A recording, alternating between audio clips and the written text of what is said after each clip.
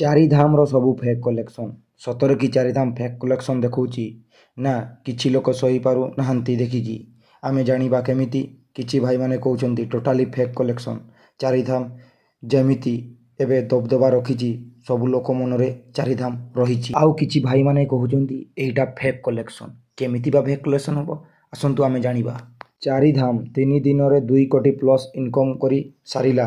ଏବେ ଆଉ ତା ରିପୋର୍ଟ ବାହାରି ନାହିଁ। ଯଦି ଆଜିର ଆମେ ଟିକେଟ୍ ବୁକିଂ ଦେଖିବା କେତେ ବୁକ୍ଡ ହେଇଛି, ତାହେଲେ 7.53 ଟିକେଟ୍ ବୁକ୍ ହେଇସାରିଛି ଲାଷ୍ଟ 24 ଘଣ୍ଟାରେ। ଏଇଠି ଅନୁମାନ କର ଭାଇମାନେ, ଯଦି 24 ଘଣ୍ଟାରେ 7000 ପ୍ଲସ୍ ଟିକେଟ୍ ବୁକ୍ ହେଉଛି ତାହେଲେ କେମିତି ଫେକ୍ କଲେକ୍ସନ୍ ହେବ?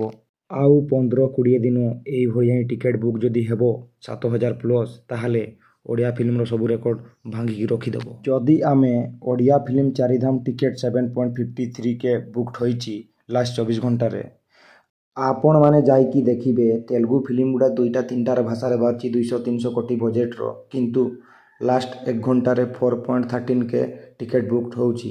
ଚାରିଧାମ ଯେଉଁ ଫିଲ୍ମ ଗୋଟେ ଭାଷାରେ ବାହାରୁଛି ଆଉ 7000 ପ୍ଲସ୍ ଟିକେଟ୍ 24 ଘଣ୍ଟାରେ ବୁକ୍ଡ ହେଉଛି, ବହୁତ ବଡ଼ର କଥା। ଆମେ ଚାରିଧାମକୁ ସପୋର୍ଟ କରିବା।